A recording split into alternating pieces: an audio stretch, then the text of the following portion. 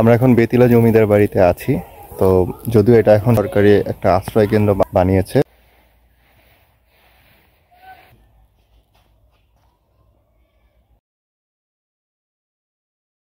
ইতিহাসে এমন একটি জমিদার বাড়ি যেটার কিনা ঐতিহাসিক ঘটনাবলী নির্ভরযোগ্য কোনো প্রমাণ বা দলিল পাওয়া যায়নি।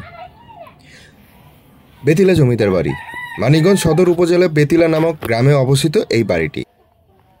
সবুজে ঘেরা এই গ্রাম দিয়ে প্রবাহিত এই বেতিলা খাল একটা সময় এই খালই ছিল বিভিন্ন মহাজনীয় নৌকা ও বজরা চলাচলের প্রধান পথ।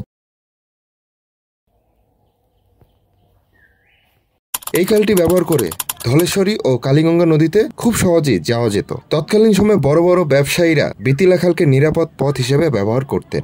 এরই ধারাবাহিকতায় স্থানীয় বণিক সত্যবাবু নির্মিত বসত বাড়িটি এলাকায় ব্যাপক পরিচিতি লাভ করে, যার নাম ছিল বেতিলা জমিদার বাড়ি।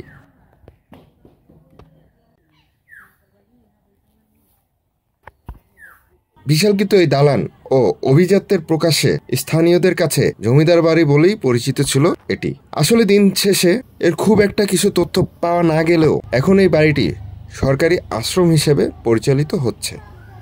যদিও আমরা আসার পর তেমন কোনো মানুষ দেখিনি, তবে ধীরে ধীরে বোঝা যাচ্ছে পরিচর্যার কারণে এর জৌলুস হারাচ্ছে। কতদিন এরকম এই জমিদার বাড়িটি তার জৌলুস ধরে রাখতে পারবে জানি না, তবে ধীরে ধীরে মনে হচ্ছে একটা সময় কিছুই থাকবে না। তো আপনাদের কাছে ভিডিওটি কেমন লাগলো? ভালো লাগলো অবশ্যই আমাদের কমেন্টে জানাবেন। ধন্যবাদ সবাইকে।